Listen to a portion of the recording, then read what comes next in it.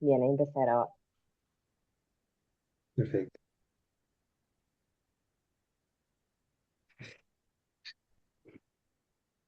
Bueno, vamos a arrancar la clase de hoy. Son 18:04. Esperamos un poquito que sean y 5. Son y 5. Bueno, bienvenidos a la clase de hoy. Vamos a estar hoy con FIA, de nuevo, Fundamentos de Inteligencia Artificial. Vamos a ver hoy elementos básicos de inteligencia artificial, de IA.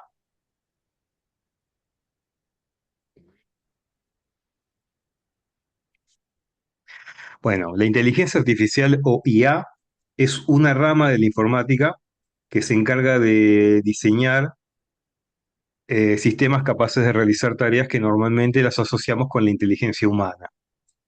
Estas tareas incluyen cosas como aprender a razonar o percibir el entorno, comprender y procesar el lenguaje, resolver problemas y tomar decisiones. La IA funciona mediante algoritmos y modelos matemáticos. Muchos sistemas de IA pueden aprender de la experiencia, detectar patrones y adaptarse a nuevas situaciones, lo que les permite actuar de forma autónoma en diversos contextos, aunque con diferentes grados de independencia y capacidad de adaptación. Existen distintas ramas dentro de la IA, como el aprendizaje automático, los sistemas expertos, el procesamiento del lenguaje natural, la visión por computadora y la robótica, entre otras. Estas tecnologías son las que hacen posible, por ejemplo, el reconocimiento de voz, los asistentes virtuales, los vehículos autónomos o la generación de contenido digital, ¿ah? Entre otros ejemplos que se podrían dar. Podemos decir entonces que la IA, la inteligencia artificial, busca crear sistemas que puedan realizar tareas inteligentes, ya sea imitando la forma en que los humanos abordan los problemas o desarrollando enfoques completamente nuevos. ¿Qué es la IA generativa? Generativa. La inteligencia artificial generativa es un tipo específico de inteligencia artificial que se destaca por su capacidad de generar contenido nuevo, o sea, genera contenido. Esto incluye textos, imágenes, audio, videos y hasta incluso código de programas, programación.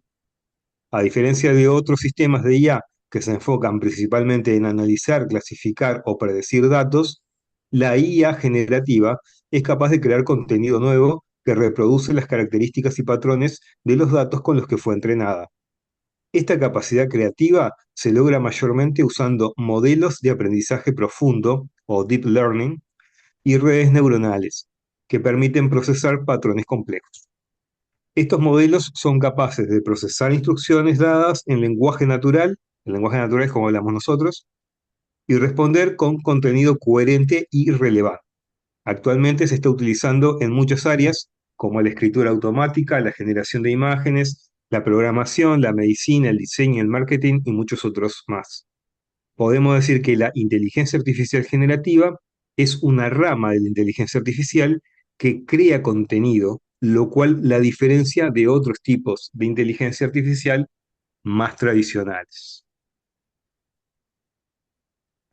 Y ahora vamos a hablar de qué es la inteligencia artificial general, porque a veces se confunden los términos generativa con general, y también se confunde lo que la IA puede hacer o no. La inteligencia artificial general o IAG es una forma de inteligencia artificial todavía hipotética, que se caracteriza por tener la capacidad de realizar cualquier tarea intelectual que un ser humano puede hacer. A diferencia de la inteligencia artificial que usamos hoy en día, que se especializa en tareas específicas como traducir texto, identificar rostros o responder preguntas, esta forma de inteligencia artificial, o sea, la inteligencia artificial general, tendría habilidades cognitivas generales. Podría razonar, comprender, aprender de forma autónoma, adaptarse a nuevas situaciones y transferir conocimientos entre diferentes dominios. Este tipo de inteligencia artificial es considerado un objetivo futuro en el desarrollo del campo. No existe actualmente, pero se espera que, si se logra, tenga un impacto muy grande en áreas como la salud, la ciencia y la productividad, gracias a su versatilidad y autonomía comparables a las humanas. Sin embargo, su desarrollo plantea desafíos técnicos enormes y también dilemas éticos muy importantes. Por eso la inteligencia artificial general sigue siendo por ahora una idea en construcción más que una realidad concreta. En resumen, acá me dice, lea la diapo, me dice la nota, tenemos la inteligencia artificial generativa y la inteligencia artificial general. Bueno, la inteligencia artificial sería como el fundamento. Es una disciplina informática que tiene diferentes ramas. Un par de esas ramas son la inteligencia artificial generativa y la inteligencia artificial general. La inteligencia artificial general, la creadora, es un tipo de IA que crea contenido. Crea texto, crea video, crea audio, crea imagen, crea código de programación. ¿Tá? Y la inteligencia artificial general, el horizonte, que es lo que se busca, que en algún momento las máquinas piensen y razonen como los seres humanos, es algo teórico. Hasta el día de hoy no existe ninguna inteligencia artificial, más allá que llamamos inteligencia, en realidad no son inteligentes. Ninguna de las que usamos son inteligentes. Y la inteligencia artificial general es teórica hoy en día y creo que va a ser por mucho tiempo así, creo que me voy a morir sin ver que funciona.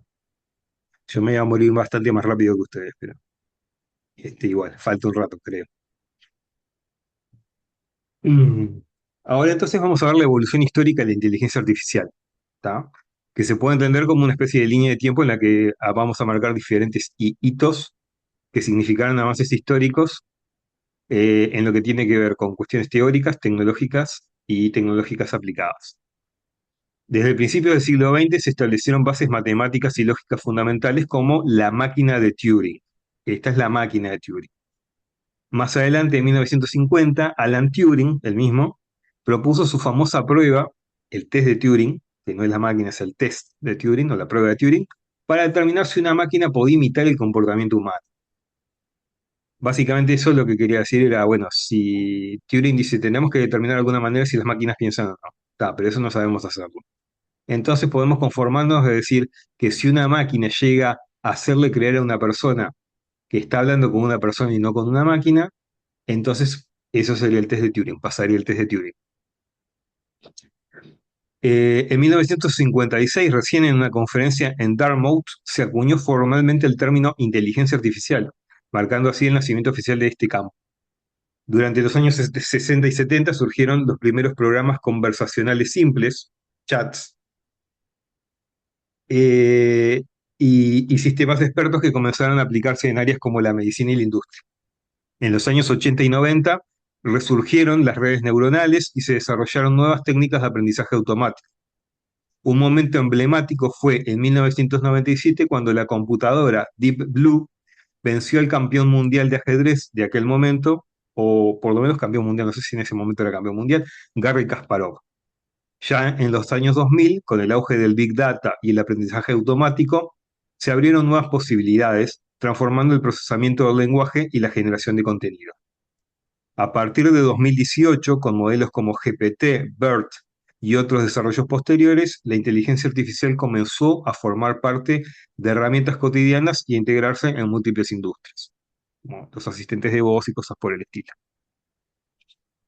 Hoy en día, en la década de los años 2020, vivimos una explosión comercial y tecnológica de la inteligencia artificial gracias al avance de los modelos generativos, la IA generativa, lo cual no habría sido posible sin la aparición de los Transformers en 2017, una arquitectura. Por eso nos vamos a centrar ahora, a continuación, a contar la historia de los Transformers, cómo se creó lo que hoy genera que estemos viendo toda esta explosión con la inteligencia artificial y todas esas herramientas que vemos en todos lados y en todo tiempo. Esto es sacado de una conferencia, la presentación que hice en una conferencia a fines de mayo en la FIC, una conferencia sobre inteligencia artificial y ética. El origen de los Transformers. Entre el 2016 y el 2017, un pequeño equipo en Google propuso una nueva arquitectura que parecía arriesgada, el Transformer. Funcionó tan bien que cambió el rumbo de la IA. Ahora vamos a ver quiénes lo hicieron posible y cómo surgió la idea.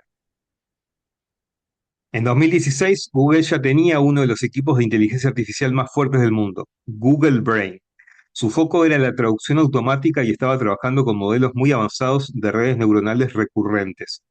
Por eso, pero esos modelos eran lentos, difíciles de entrenar y no escalaban bien. Que no escalaban bien quiere decir que a medida que los datos o el problema era más complejo, era exponencial el rendimiento que tenía, es decir, necesitaba más recursos, ¿tá? Para poder funcionar. A medida que los datos crecían, la arquitectura no respondía. La sensación era que aunque se había avanzado mucho, se estaba llegando a un límite. Y es en ese contexto que uno de los investigadores plantea una idea radical. Y si eliminamos completamente la recurrencia y dejamos que cada palabra mire a todas las demás, hay que entender que ellos trabajaban en lo que es el Google Translate, en hacer traducciones automáticas. Estaban intentando resolver ese problema, mejorar. Quien lanza esa idea es Ashish Vaswani, que lo están viendo ahí. Él había trabajado en traducción y procesamiento de secuencias y conocía muy bien las limitaciones de las redes neuronales. Su propuesta era completamente contraintuitiva para la época. Eliminar la noción de secuencia, dejar de pasar información paso a paso y en su lugar usar un mecanismo que permitiera que cada palabra prestara atención al resto. O sea, que todas las palabras se conectaran con todas. La idea sonaba rompedora, pero también impráctica. Al principio recibió mucha resistencia, incluso dentro del propio equipo, pero algunos de a poco empezaron a escucharlo.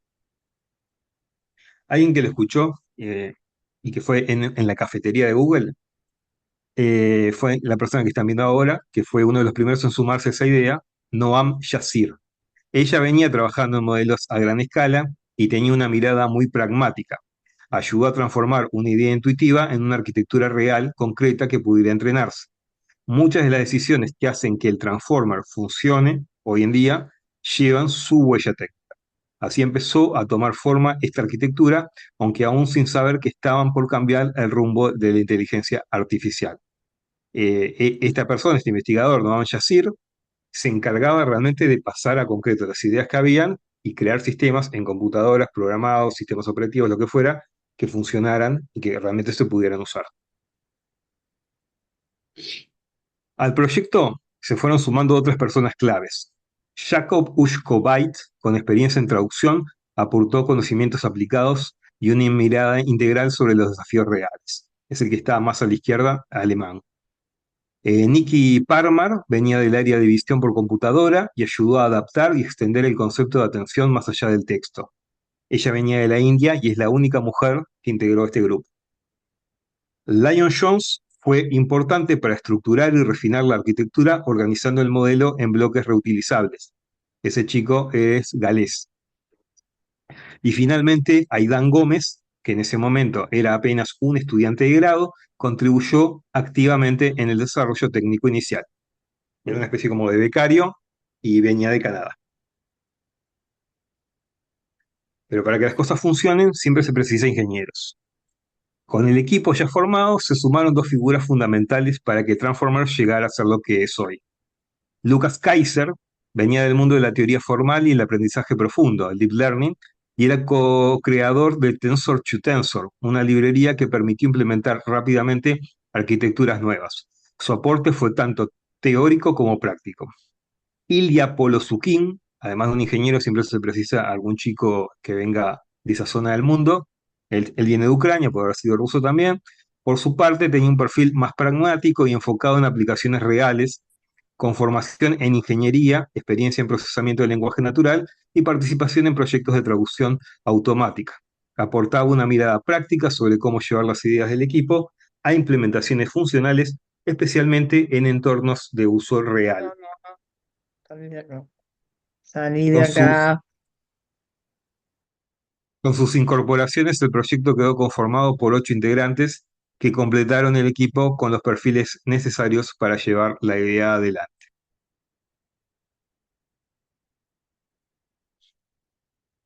Bueno, con todo listo surgió una última barrera, la interna. En Google, no todos estaban convencidos de que valiera la pena seguir ese camino.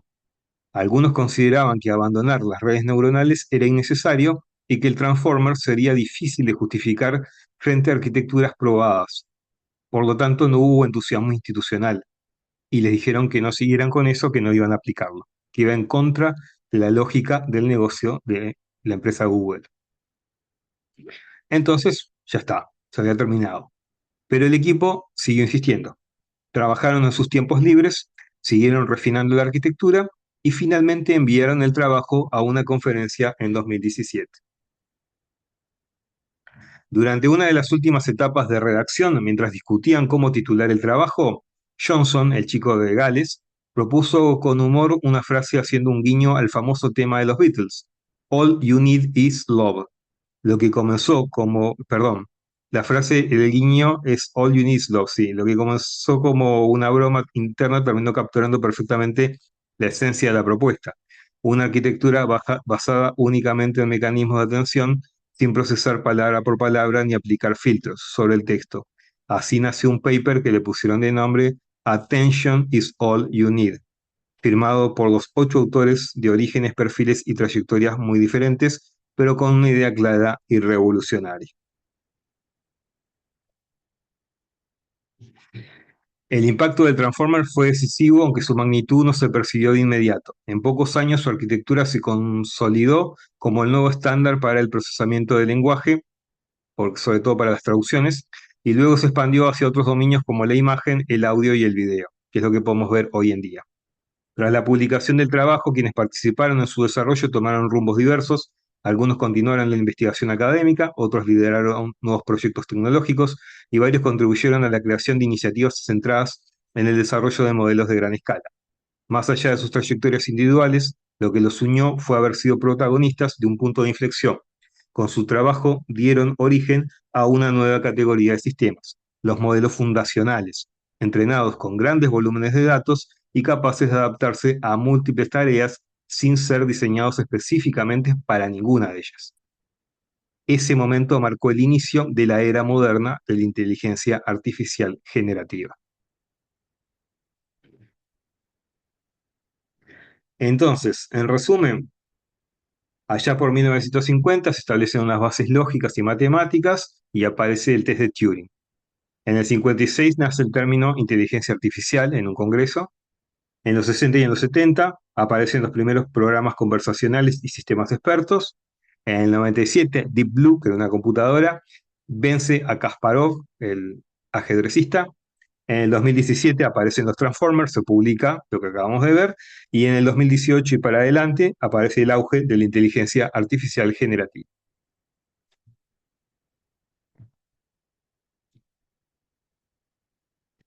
Entonces ahora vamos a pasar a ver otras definiciones, ¿está? La definición de lo que es un modelo, de lo que es una herramienta, ¿tá? ¿Qué es un modelo en IA? Bueno, en el contexto de la inteligencia artificial, un modelo es un programa o algoritmo que ha sido entrenado con datos para aprender a reconocer patrones, hacer predicciones o tomar decisiones sin necesidad de intervención humana directa. Este aprendizaje ocurre durante una etapa llamada entrenamiento, donde el modelo analiza grandes volúmenes de datos y extrae de ellos relaciones, estructuras y patrones. Luego puede aplicar ese conocimiento para resolver tareas nuevas como clasificar información, generar contenido, reconocer imágenes o predecir resultados. Los modelos de IA representan de forma computacional ciertas capacidades humanas como razonar o aprender, pero lo hacen mediante métodos matemáticos y estadísticos. Según su complejidad, pueden ir desde sistemas simples basados en reglas hasta redes neuronales profundas, capaces de procesar datos muy complejos. Además, muchos modelos están diseñados para tareas específicas como diagnóstico médico, análisis financiero o generación de texto. En definitiva, el modelo es el componente central que permite que un sistema de inteligencia artificial funcione. Luego, los modelos pueden ser abiertos o cerrados. Entonces, en el desarrollo de la inteligencia artificial se distingue entre estos dos grandes tipos de modelos, los abiertos y los cerrados. Los modelos abiertos hacen público su código fuente, su arquitectura y sus parámetros entrenados. Algunos también incluyen los datos de entrenamiento utilizados. Esto permite que cualquier persona pueda examinarlos, modificarlos, reutilizarlos o adaptarlos a nuevas necesidades. Bueno, cualquier persona que entienda el tema, ¿no? Son ideales para que la investigación, la innovación comunitaria y la transparencia se puedan llevar adelante. Un ejemplo concreto es Llama o Lama, Llama si lo leemos en uruguayo, Lama si lo leemos en inglés, de Meta. Meta es la empresa que desarrolla Facebook, Instagram, WhatsApp y otras cosas más. Por otro lado, los modelos cerrados o propietarios son desarrollados por empresas que no comparten su estructura interna. Solo se accede a ellos mediante licencias, APIs o servicios controlados. Son como cajas negras que se pueden usar el modelo, pero no ver cómo funciona por dentro. Ejemplos de esto son GPT-4 de OpenAI, perdón. Estos modelos cerrados priorizan el control, la seguridad, el soporte técnico y la calidad de servicio, pero limitan la posibilidad de adaptarlos o evaluarlos de forma independiente. Es decir, mientras los modelos abiertos ofrecen flexibilidad y colaboración, los modelos cerrados aseguran control y estabilidad comercial. Ambos enfoques tienen ventajas y desventajas según el contexto y los objetivos del proyecto.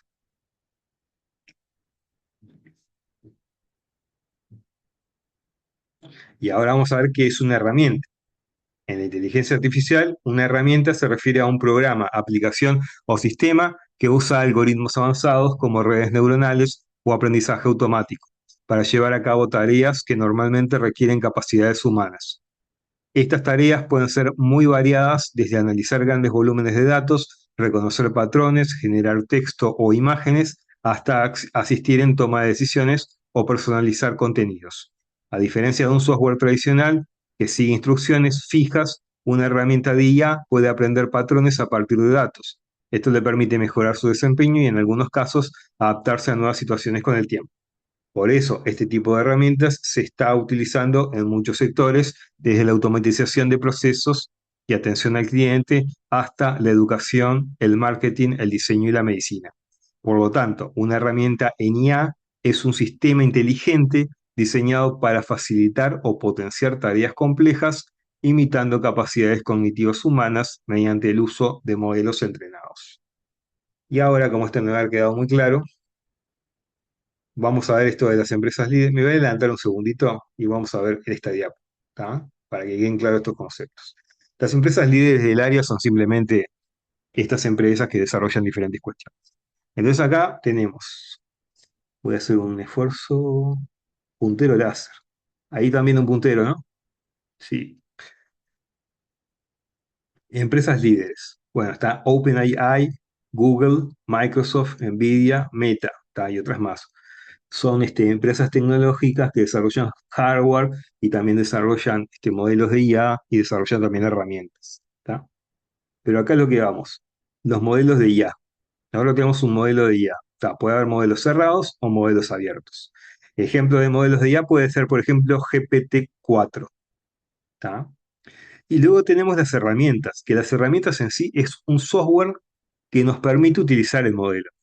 ¿Tá? Entonces, por ejemplo, los modelos GPT los usamos en ChatGPT. Cuando nosotros entramos a ChatGPT y utilizamos ese chatbot que está disponible, estamos usando una herramienta que nos permite seleccionar los modelos. De hecho, hasta que se hizo la versión ChatGPT 5, nosotros podíamos seleccionar fácilmente una lista desplegable qué modelo queríamos utilizar. ¿Tá? En otras herramientas también se puede elegir qué modelo uno quiere utilizar o no. El modelo generalmente se adecuan mejor a algunas tareas que a otras. Si quiero generar imagen, si quiero generar audio, y a veces a cuestiones comerciales. Si yo pago, me dan los mejores modelos, y si tengo un usuario gratis, me dan los que son medios chumingas, para que los use, o a veces me dan un buen modelo, pero en prueba beta que da bastantes errores. Entonces la diferencia es esto, las empresas, ¿tá? Desarrollan los modelos y generalmente muchas desarrollan las herramientas que nos permiten utilizar los modelos. Pero por ejemplo, en un momento dice un nombre Oyama, yo me podría instalar Oyama en mi computadora, por ejemplo, ¿tá? Y eso es una herramienta. Y después me puedo descargar un modelo de DeepSeek, un modelo chino, y me lo instalo y Oyama me permite que yo pueda ejecutar ese modelo utilizando su herramienta. Básicamente me aparece un chat, un software que abro en mi computadora, me aparece como un chat, yo elijo de todos los modelos que tengo instalado, que son libres, elijo por ejemplo el de DeepSeek y ejecuto desde un programa en mi computadora sin entrar a ningún lado, ¿tá? va a ser muy lento porque se necesita una computadora muy buena para hacer eso, pero digo, es algo que podríamos llegar a hacer. La herramienta es el software que usamos, ¿tá? Para que sea viable el uso de los modelos. Los modelos los elegimos, funcionan con una herramienta y las empresas líderes o las empresas en general son las que desarrollan en general estas herramientas y estos modelos. Entonces ahora, volviendo a la parte de las empresas en general, hay varias empresas que lideran el mundo de la inteligencia artificial con sus tecnologías. OpenAI creó GPT-4 y ChatGPT, un modelo y una herramienta, y trabajan en alianza con Microsoft. Google desarrolla el modelo Gemini y tiene capacidades avanzadas en la nube y hardware. Gemini es tanto modelo como herramienta. La herramienta y el modelo tienen el mismo nombre. Lo que tenés en Gemini, o lo que tienen, son diferentes versiones. Gemini Pro y otras versiones de Gemini que son más pobrecitas. Otros modelos. Microsoft integra IA en sus plataformas empresariales como Copilot y Azure. NVIDIA domina el hardware con las GPUs. O NVIDIA lo que hace es desarrollar hardware, desarrolla los procesadores de computadoras que ya vienen con instrucciones específicas para ejecutar IA. Y eso es fundamental. Ellos tienen sus fábricas fundamentalmente en Estados Unidos, por ejemplo. Estados Unidos le prohíbe a NVIDIA que exporte a cualquier país eso. Por ejemplo, a China no le puede exportar. ¿Tá? Y hay cuestiones de ese tipo. En China igual llega, pero es otra historia. Eso lo veremos alguna vez. No sé si lo charlamos. Después está Anthropic, que se enfoca en crear modelos más éticos y seguros. Baidu, que lidera el mercado chino con su modelo Ernie. Tesla, que avanza en conducción autónoma y robótica. También destacan Meta en investigación, Amazon con sus servicios en la nube, Apple integrando IA en su ecosistema de sus cosas de Apple, Databricks en plataformas de datos y DeepSeek, que como es una startup innovadora, no es una gran empresa líder, pero rompió el mercado y viene de China. Esas empresas no solo crean modelos de IA, sino que construyen toda la infraestructura y herramientas que definen el ecosistema global actual. ¿Por qué DeepSeek es tan importante? Bueno, porque en realidad, sin tener procesadores de NVIDIA, lograron generar con muy poca plata un modelo que es muy poderoso y que perfectamente le puede competir a ChatGPT y encima es abierto. Hay quienes dicen que en realidad, ¿qué sucede? Que ellos tienen chips de NVIDIA que compran en el mercado negro, ¿tá? Y por eso lograron hacerlo.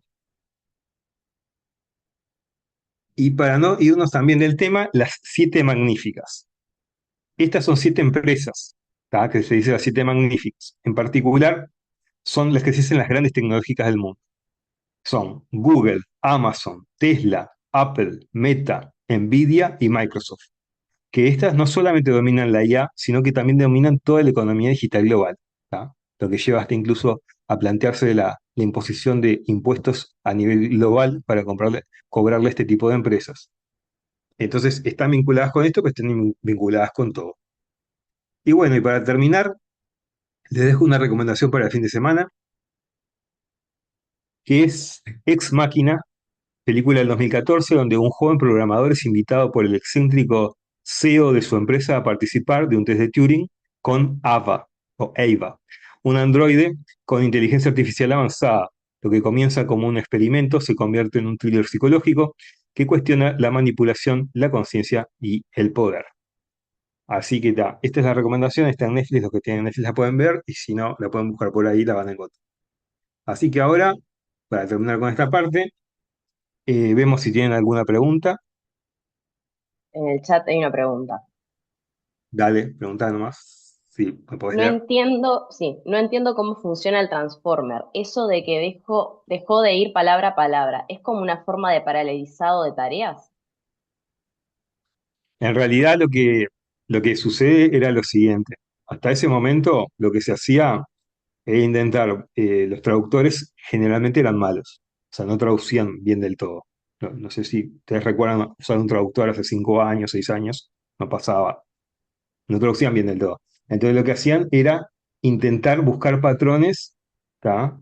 Y lo que buscaban era como predecir el texto que venía a continuación. ¿Tá? Intentaban predecir el texto que venía a continuación, y bueno, tenían unas formas con redes neuronales. ¿Tá? ¿Qué estaba pasando? Cuando los textos eran más grandes o eran más complicados, ¿tá? Ellos no podían tomar mucho texto, tenían que tomar partecitas de cada Si yo quería traducir un texto, en lugar de tomarlo todo entero, tomaba partecitas de ese texto. ¿Tá? Y traducía esas partes. Entonces lo que pasaba es que a veces todas las partes no tenían una conectividad entre sí y es lo que encontrábamos que no tenía sentido. Si entran a Translate, por ejemplo, sigue siendo muy malo para traducir portugués de Google. Cosas que son obvias como si la mesa es mesa y femenina y cosas por el estilo, no las entiende y las traduce mal. Entonces, ¿cuál era la solución? Era que tomar mayores porciones de texto para poder traducir. Pero cuando hacían eso, sus arquitecturas no rendían, porque era un esfuerzo muy grande y no podían resolverlo. No podían, se les colgaba la máquina, por decirlo de alguna manera. Entonces, al que se le ocurrió una solución fue a este chico de la India, pero justamente era contraintuitiva, porque ellos tenían un problema de rendimiento. Y el loco dice, bueno, lo que tenemos que hacer es que cada palabra mire a todas las demás, se conecte con todas las demás, y que todas vean a todos. ¿Tá? Y eso decían, bueno, pero eso es súper escalable. Entonces, básicamente lo que hacen en la práctica los transformers, manejan algo que son tokens. Entonces, por ejemplo, ChatGPT es un predictor de texto. ¿Qué es un predictor de texto? Es como cuando yo empiezo a escribir en el celular y voy a empezar un mensaje y pongo la H, ya sabe que voy a escribir hola, entonces me sugiere hola, escribo hola. Después le pongo una coma y ya me sugiere cómo estás, ¿tá? Y así sucesivamente. Quería saber si podría, ya sabe que podríamos reunirnos. Ya nos va prediciendo el texto que vamos a poner. ¿Tá? Eso es un predictor de texto. Entonces, lo que hace ChatGPT es lo mismo. Para que lo entiendan, no es exactamente así, pero ChatGPT hace algo como esto. Yo le pregunto, ¿de qué color es el caballo blanco de Artigas? Y ChatGPT no intenta ir a ver, buscar fuentes y ver de qué color era el caballo blanco de Artigas. En realidad, hoy por sí usan un sistema mixto, pero el más puro era, se plantea la pregunta, bueno, ¿cuál es la respuesta? ¿Cuál debería ser la respuesta para esta pregunta? O sea, generar el texto que diera respuesta a esa pregunta. ¿Cómo podían saber eso? Y bueno, hay un proceso que es la tokenización. Se toman todas las partecitas, por ejemplo, en un texto está la palabra ¿qué estoy haciendo? Entonces pone qué estoy haciendo, estoy haciendo, haciendo. Ta, esos generaría todos esos tokens. Entonces son unas tablas inmensamente grandes que en los procesos de entrenamiento es lo que se consigue y cada token ocupa una fila de esa tabla. Es como si ustedes tuvieran un Excel con millones de filas. ¿Tá? Y al lado de cada token hay un valor numérico que se establece durante el proceso de entrenamiento, que es como un vector. ¿Tá? Y utilizando esa tabla inmensamente grande es que logran poder generar la solución que terminan aplicando. Entonces, hoy en día, el problema del rendimiento es el tamaño de las tablas de tokens, el proceso de tokenización. ¿Tá? Porque buscar ahí es lo que más recursos consume. Pero bueno, ya se están buscando soluciones para poder mejorar esos modelos. No sé si respondí tu pregunta o si te dejé con más confusión, pero básicamente la diferencia era eso. El problema que tenían ellos era un problema de rendimiento y esto logró destrabarlo. ¿Hay alguna otra pregunta? Sí. La diferencia entre modelo y programa es que el modelo es la IA en sí misma y su programación, y las herramientas se basan en el modelo de IA para desarrollar servicios o apps que el usuario final puede utilizar para ciertas tareas. O sea, en realidad estrictamente el modelo es un programa y la Mm, herramienta es un programa. Lo que pasa es que el modelo yo solo, el modelo por sí no lo puedo usar. Necesito una herramienta para usar ese programa. Es como que yo me compro una computadora que no tiene nada instalado, tiene el disco duro pelado, y yo quiero utilizar el Word. Pero si no tengo el Windows instalado en mi máquina o un sistema operativo, no voy a poder instalar un procesador de texto. ¿Tá? El procesador de texto por sí solo no existe. Necesito tener un sistema operativo para que funcione. ¿Tá? Entonces, entendiéndolo con esa analogía, podríamos decir que la herramienta es como el Windows que me permite utilizar el Word. La herramienta me permite utilizar los modelos. Y luego, el proceso al utilizar el modelo es eso. Yo digo, bueno, escribir una carta para mi tía y felicitarla por el cumpleaños. ¿Tá? Y digo, bueno, quiero utilizar el modelo O1 de ChatGPT.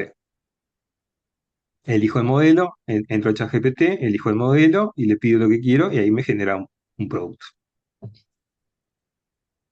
¿Otra pregunta? Sí.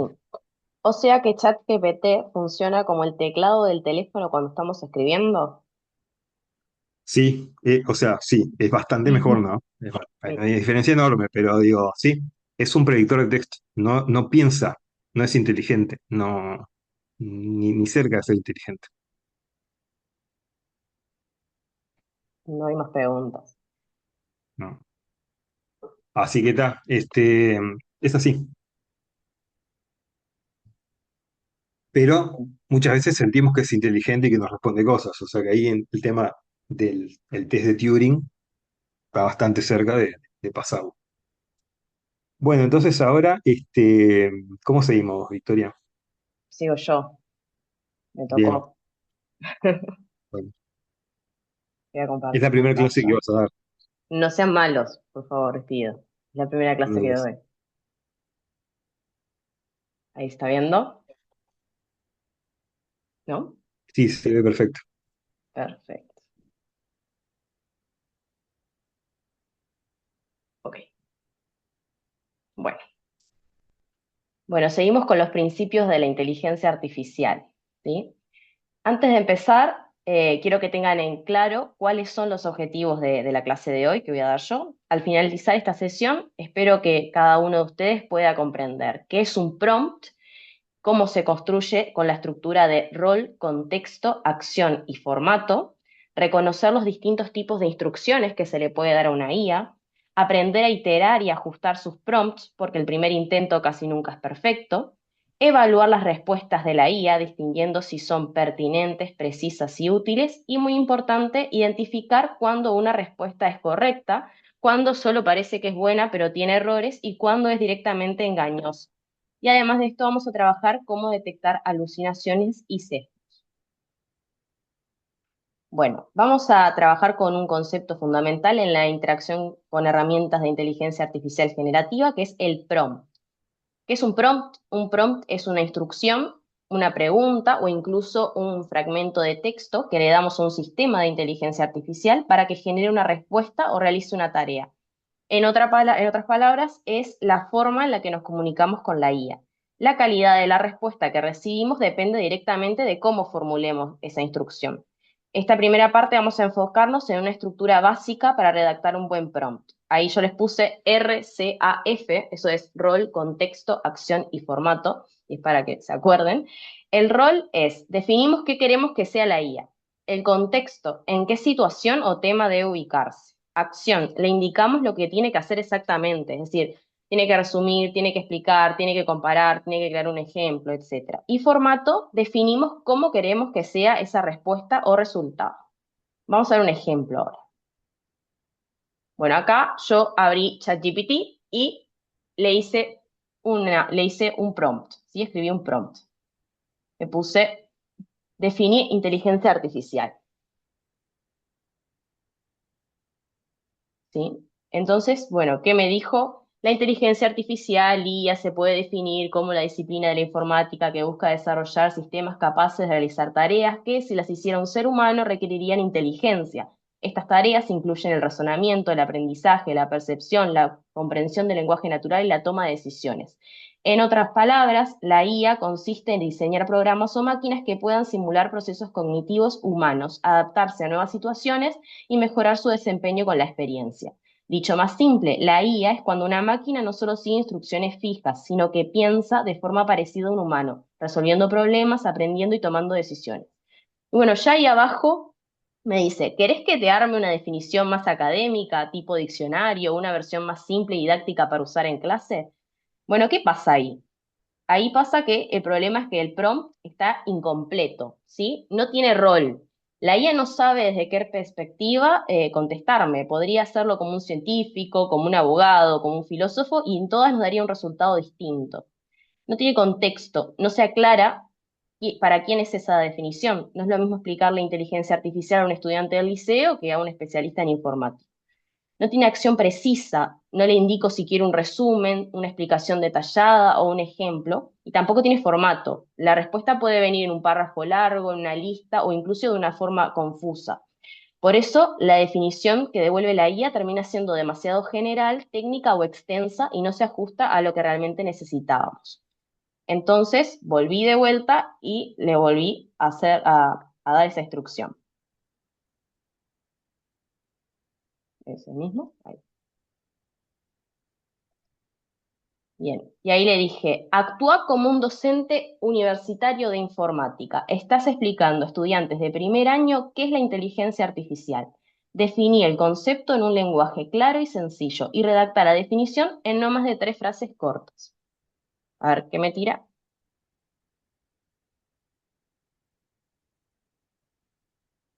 Bien, y ahí me dice, la inteligencia artificial es una rama de la informática que busca crear sistemas capaces de realizar tareas que normalmente requieren inteligencia humana.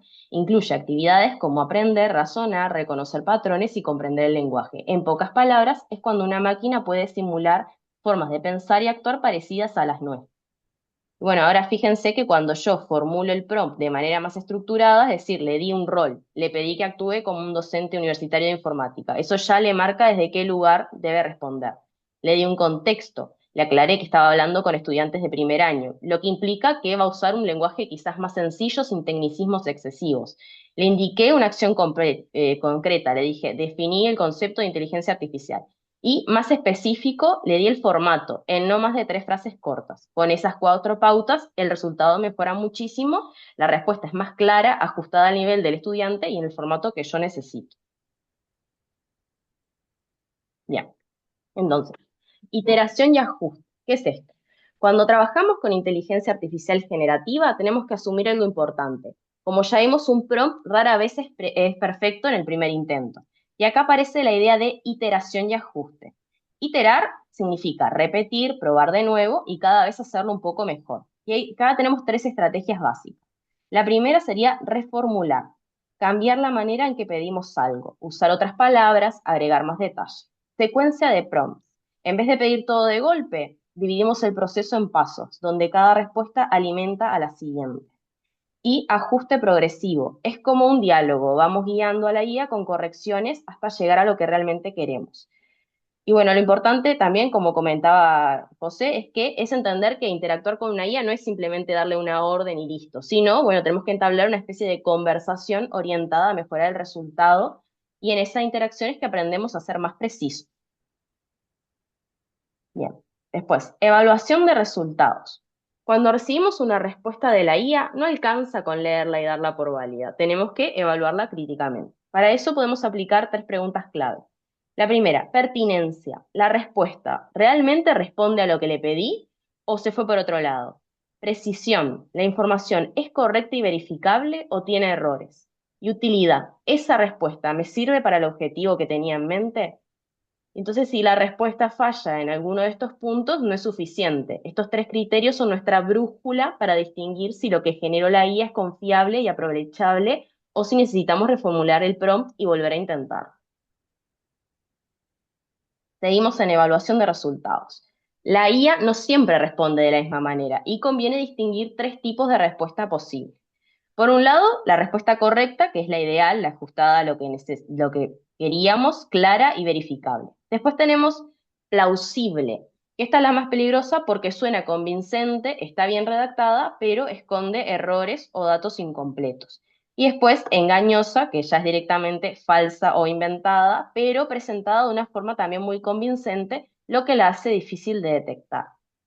Bueno, ¿qué pasa como usuarios? Que el desafío está en que tanto lo plausible como lo engañoso puede parecer confiable. Por eso necesitamos desarrollar una mirada crítica para no aceptar cualquier respuesta solo porque suene bien. Alucinaciones y sesgos, ¿sí? Las respuestas que las IA generan como si fueran correctas, pero que en realidad pueden ser inventadas, ¿sí? Esas son las alucinaciones. Muchas veces están tan bien redactadas que engañan fácilmente. Y por otro lado tenemos los sesgos, que es que la IA repite patrones con los datos con los que fue entrenada.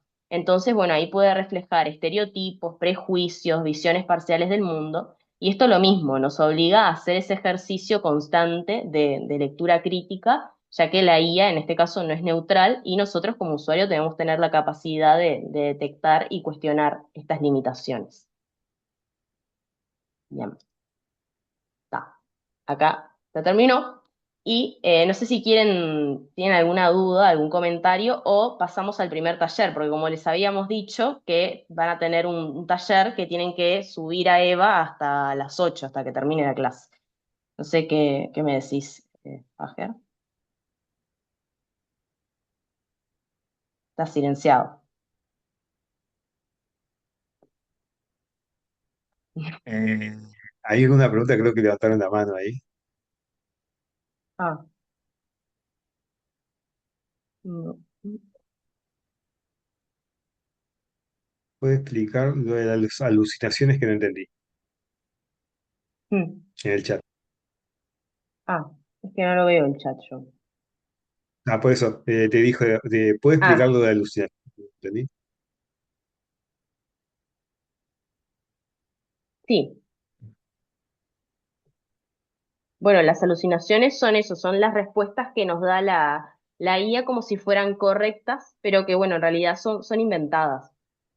Por ejemplo, nos dice, sí, buscamos, no sé, el ejemplo de, le pedimos un resumen, no sé qué, y nos dice, sí, esto salió de tal artículo, y después buscamos ese artículo y en realidad no es ni de ese autor, ni tiene nada que ver con eso, pero parece que fuera real.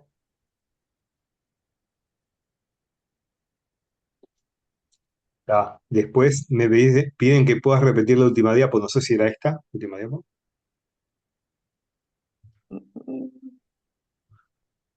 No, sí, es esto. Ok.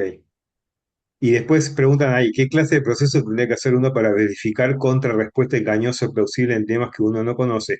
Eso lo vamos a ver en otra clase, que es la Sí, verificación cruzada, ¿ya? O sea, básicamente hay que hacer como hicimos siempre, o sea, intentar encontrar fuentes que nos garanticen que lo que está ahí es correcto.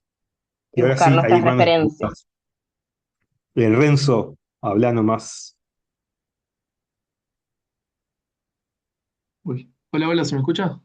Sí. Sí, No, yo quería preguntar si sería válido, válido, entre comillas, confrontarla con lo que nos está diciendo cuando le hacemos una pregunta con un prompt. O sea, si como método de verificación se podría considerar a la misma IA cuestionarle y preguntarle a ella que nos siga fundamentando a ver si se puede llegar a que efectivamente lo que nos dijo está bien, es verificable o que no tiene sentido.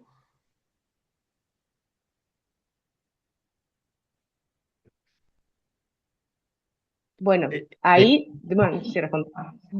no, no, vos. Pues yo iba a preguntar Bueno, que ahí no había depende. entendido la pregunta. Muchas veces pasa que le decís, no, en realidad esto no es así, y te responde, ah, sí, tienes razón, te lo vuelve a responder. O sea, eso es una cosa que pasa bastante. De hecho, a mí me ha pasado eso. Y bueno, en realidad ahí, eso lo vamos a ver creo que es la tercera clase, ¿no? Que lo que tenemos que hacer es buscar nuestras referencias reales como hicimos toda la vida, ¿no? Y no quedarnos solamente con eso que nos está dando la inteligencia artificial. Bien, Tomás Caetano hablando más y después vamos con el chat, que ya hay más preguntas. Buenas. A mí no me quedó claro la diferencia entre alucinaciones y una respuesta plausible o engañosa. ¿Es lo mismo o cuál es la diferencia? No, en realidad, o sea, la alucinación parece que fuera correcta, pero está inventada completamente. Ah, pero ¿y la respuesta engañosa no es una que es convincente, pero falsa o inventada? O sea, ¿no sería lo mismo? ¿O cuál sería la No, diferencia ahí? no, exactamente no es lo mismo. O sea, es como que es una respuesta que es directamente falsa, o sea, no está inventada del todo, pero está presentada de manera convincente. No entendí. O A sea, ver, pero no sé, si me das una mano, porque no. No, claro, la plausible es una respuesta, porque acá viene, si tuviera Mm, solamente la correcta y la engañosa, queda claro, ¿no? La engañosa es exacto, totalmente falsa y la falsa. correcta es bien o correctamente bien. La plausible es algo que suena bien, pero que en realidad tiene algunos errores y que eventualmente no es que no podríamos confiar en ella, pero que en realidad te tira cuatro cosas y las cuatro cosas tres son buenas y una está mal. Entonces no necesariamente es un engaño total, un convincente o un invento total. Sí, ¿Tá? pero Siempre te va a mandar una respuesta que parece que es correcta, pero una es totalmente falsa y la otra no. Hay una que puede ser parcialmente correcta. y la engañosa es, o sea, es eso, suena convincente, pero es falsa Es directamente. totalmente falsa. A pesar, y Claro, claro, y además que es total, en realidad después lo vamos a ver con más detalles más adelante, pero es como cuando le pides una definición de algo que no existe y te lo da igual porque te lo inventa realmente. Que o no es sea, lo eso mismo sería que lo yo te mismo pida que una alucinación. que, Es decir, en una cierta respuesta forma sí, engañosa. en cierta forma sí, el tema de la alucinación ya incluye al ser humano, que nosotros nos creemos que es verdad lo que está diciendo. ¿Tá? Ok, está bien. Eso es lo que es, Gracias. ¿no? Y después hay otros efectos más, como otros efectos que también son engañosos, pero bueno, vamos a ver. Plausibles como el más o menos, pero para que vamos para arriba, porque me quedo acá. Es mejor, ahí va, cuando brinda una respuesta engañosa es mejor repromptear, o sea, volver a promptear o comenzar de cero. Eso depende, porque si detectamos una respuesta engañosa, depende. Lo que tiene esto es que la gran diferencia con la programación tradicional es que yo siempre a las mismas entradas obtengo las mismas salidas. Acá no. Y acá la construcción y la historia de todo un chat puede ser, vos podés abrir un chat en la misma herramienta, con el mismo modelo, desde cero, le haces la misma pregunta y te da otra respuesta. Entonces habría que verlo, ¿tá? Pero la clave viene más adelante, veremos cómo nosotros le tenemos que preguntar o cómo tenemos que tratarlo. Después también acá hablaban de las alucinaciones completas o falsas. Creo que había alguien que preguntaba si no sabes del tema cómo diferenciar si la respuesta es plausible o engañosa. Bueno, ahí va, uno tendría que aprender. Hay otras formas más haraganas de hacerlo que se las vamos a enseñar. No entendí lo de los sesgos. Acá está. Bien, lo de los sesgos es algo que aparece en todas partes, ¿no? Hoy en día. Es cuando a mí me dan información sesgada, cuando leo una noticia y está sesgada, se habla de eso, de los sesgos. ¿Tá? Eh, pasa, por ejemplo, me pasa mucho en Gemini cuando creo esas imágenes. Créame una imagen de niños en una escuela aprendiendo. Y generalmente todos los niños son blancos, y casi siempre genera varones. Entonces ahí te genera un sesgo. Si yo utilizo eso, puedo empezar y además occidentales. Puedo generar la idea de que todos los niños que están en los salones de clase son blancos, occidentales y hombres. ¿Ya? Eso genera un sesgo. ¿Ya? Karina Escalone Ríos, adelante. Sí, yo soy la más novata, creo, de todos. Voy al inicio de todo, porque no me doy cuenta cómo la inteligencia artificial adquiere el conocimiento. Por ejemplo, yo necesito que haga un resumen de un texto X. ¿Quién soy yo la que tengo que brindar ese texto? ¿De qué forma? ¿Se lo leo? ¿Cómo hago para que No, ella... No, ¿cómo? eso, la clase que viene vamos a ver justamente cómo hacer resúmenes. ¿Ah? Los vamos a mostrar, nos va a enseñar Victoria. Pero Vale. parcialmente en general, como cualquier problema, cuando vos le escribís eso en el chat, le pedís, quiero que me hagas un resumen de esto, lo que hace ChatGPT es pensar, ¿cómo tendría que estar escrito un resumen de esto que me dieron? Toma tu Pero mensaje, le puedo poner las pautas que habló ahora la otra claro, profesora. eso siempre te ayuda y es lo básico, ¿tá? Porque Sí, no es lo les voy mismo a que yo pedir le... por favor que vuelvan a esa slide porque no me dio tiempo de copiar todos los puntos. A ver si puedes volver, Victoria, a la Sí, slider a la primera. Ahí va. Porque básicamente ponele, vos querés hacer un resumen, eso lo vamos a ver la clase que viene, pero para dar el ejemplo del rol. Yo quiero hacer un resumen, le pido que me haga un resumen de un texto y se lo doy. Ok, me va a hacer un resumen. Sí. Ahora, Ujú. si mi resumen era de una definición de algún tema vinculado con ciencias políticas, yo le podría decir, Sí. bueno, quiero que me respondas como un especialista en ciencias políticas.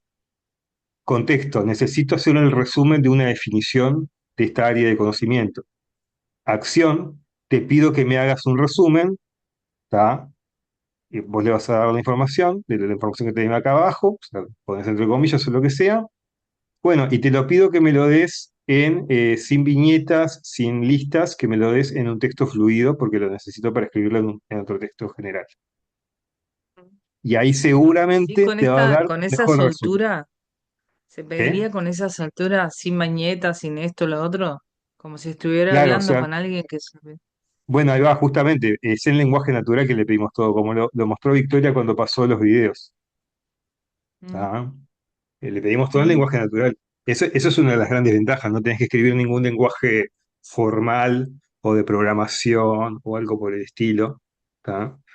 Y se lo escribís así y te lo tiene que dar. Empezá a hacerlo, a usarlo. Yo todo el tiempo tengo abierto uno que se llama secretaria, que todos los mails, todo lo que me llega, le pido, mira, necesito esto, aquello, lo otro, y me ayuda a generar una base para responder. Hay En una chat compañera que bajó GPT, la mano, ¿qué? Hablarla. sí, en chat, ChatGPT, sí, te recomiendo que es el más Sí. conocido de todos. mm, No, acá yo hacen comentarios que sería como hablarle como un niño, o que te recomienda que lo hables como un niño. Había otra compañera ahí que había levantado la mano y la bajó.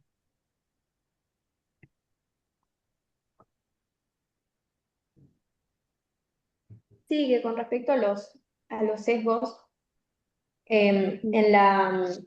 en la conferencia que hubo, no, en la conferencia que hubo de inteligencia artificial, habían Mm, puesto como el ejemplo de cuando, no sé, le decís a ChatGPT que recree una imagen eh, y era como por trabajos, ¿no? Entonces, tipo, una persona que estudia ingeniería y eran hombres, o un personal de limpieza y eran mujeres. Esos son sesgos de género, por ejemplo, que sigue teniendo algunos, que son todas personas blancas, o si, por ejemplo, decís una mm. persona que trabaja en la construcción, capaz no te la hace tan blanca, ¿viste? Esos son como sesgos totales. Exacto, muy bueno el ejemplo, muy buen ejemplo.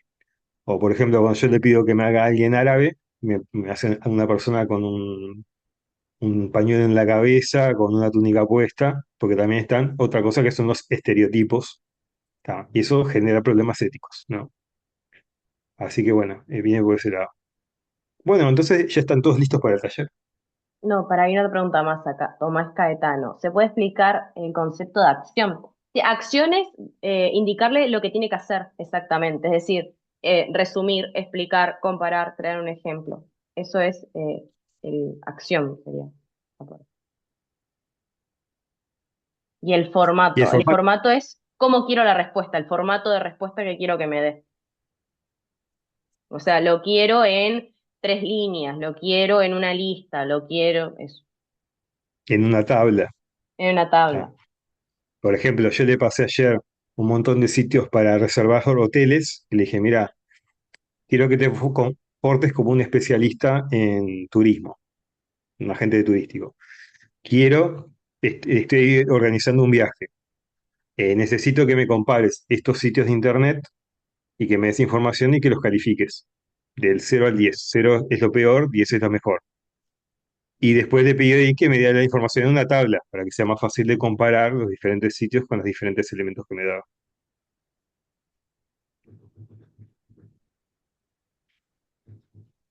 Bien.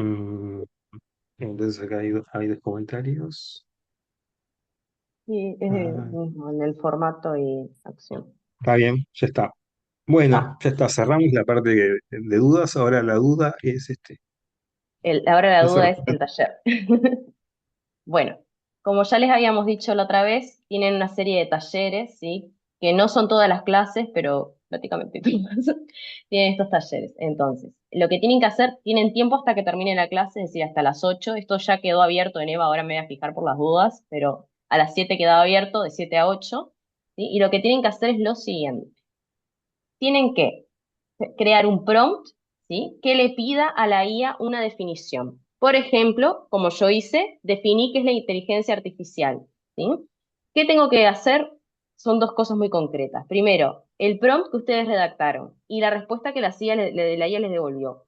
No tienen que subir nada a Eva, simplemente van a copiar y pegar, ¿sí? En lo que les aparezca. O sea, van a copiar y pegar el prompt que ustedes le dieron a la IA y la respuesta que la IA les dio, ¿sí? ¿Dónde va a estar esto? Está en la clase 1, ¿sí? Si entran al Eva, clase 1, y abajo dice taller A. Entran ahí y van a ver que no les va a dejar subir ningún archivo, les aparece un cuadro de texto y lo tienen que copiar ahí, ¿sí? ¿Qué tienen que tener en cuenta? Obviamente, redactar el prompt, ¿sí? Con todo lo que se les explicó, ¿sí? Teniendo en cuenta el rol, el contexto, el formato y la acción. Y bueno, tiene estos hasta 5 puntos y tienen hasta el final de la clase, es decir, hasta las 20 horas para terminar. No sé si dice ahí tiempo estimado 20 minutos porque bueno, teníamos como en cuenta de que entre que eligen qué quieren hacer y todo eso, pero bueno, pueden demorarse todo lo que quieran porque en realidad son 5 y es hasta las 8. La definición de cualquier tema, si ahora estoy leyendo ahí, lo que quieran, sí. Una consulta. Sí, ¿El rol, el contexto, el formato se nos aclara en la letra o lo inventamos? lo tienen que No, inventar. claro, justamente. Vos, Ah, en realidad, vos que inventarlo, lo tenés que definir vos, para que te dé Exacto. correcto. Por eso, sí, cualquier IA. Por eso es importante que, bueno, que aparezcan estas 4 cosas y que ustedes copien el prompt que le dieron a la IA y además la respuesta que les dio la IA. Así nosotros podemos chequear. A ver, ¿se puede usar cualquier IA? Sí, recomendamos que utilicen ChatGPT ChatGPT, sí. y, y que estén logueados, que es lo mejor. Tengo una Eh, consulta. Sí. Dale, Karina o María. Sí. La respuesta, digo, la pregunta y la respuesta la copiamos en un documento y la subimos así nomás, ¿no? No, no tienen que subir nada. Solamente les va a aparecer, no les va a dejar subir nada porque hay un cuadro de texto para que copien y peguen ahí, en EVA. Ah, bien. Cuando vas a ¿Sí? la entrega, en lugar de que te deje subir un archivo, vas a ver un cuadro de texto y tenés que Sí. pegarlo ahí. Las dos Bien. cosas, Karina, el prompt y la respuesta. Karina, habla Hola, tengo nomás. una duda yo. ¿Hay que subir la que le pusimos la prompt al Eva o no? No entendí muy bien eso. Y la respuesta, o sea, las dos cosas, lo que escribimos para preguntarle y la respuesta, no entendí muy bien eso. Exactamente. Sí, exacto. Lo que tú escribiste, es decir, el prompt y lo que te respondió la IA, en el mismo lugar, sí, porque solamente van a tener un lugar para subir. ¿Copian y pegan? Disculpa, Sí, exacto, copian y pegan, como dicen en el chat. ¿me podrás repetir lo de el rol bien que es? Porque me quedó ahí colgado y no lo pude. Sí, claro que sí. Volvemos de vuelta a la diapo. Ahí está. Sí, ahí. Bien. Rol, ¿sí? El rol es lo que queremos que sea la IA, ¿sí? Por ejemplo, quiero que seas un profesor de secundaria, ¿sí? Ay, Contexto, ¿en qué situación o tema debe ubicarse? ¿Vas a dar una clase para 20 personas? ¿Son estudiantes de primer año? ¿Son niños? ¿Sí? Acción, ¿qué quiero exactamente? Quiero que me resumas tal cosa, quiero que me expliques tal cosa, quiero que me compares tal cosa, quiero que me crees un ejemplo de tal cosa. Y formato, ¿cómo quiero que me des esa respuesta? Quiero que me lo des en una definición, porque en este caso es una definición de 3 líneas, de 4 líneas, me lo representes en una tabla, me lo des en unos bullets, en 3 bullets, ¿sí? Dale, gracias. No por nada. En base a la respuesta que nos dé el chat, ¿debemos poner la primera respuesta que nos dé o debemos llegar a la respuesta más correcta, evitando copiar una respuesta engañosa o plausible que nos pueda llegar a dar el chat? Bueno, esa es buena pregunta. En realidad, lo que se espera de ustedes es que utilicen estas 4 claves, ¿sí? Para redactar un buen prompt, ¿sí? Y que simplemente elijan lo que ustedes quieran hacer y copien ese prompt y lo que les dio la IA, la respuesta que les dio la IA.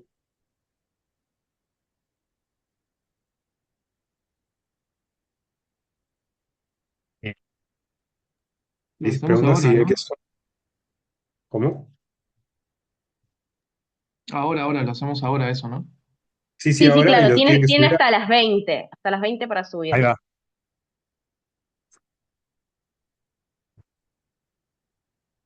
El, el rol es lo que queremos que sea la IA, o sea, cómo queremos que actúe la IA, ¿sí? Y la acción es lo que queremos que haga, es decir, en este caso, que nos dé una definición.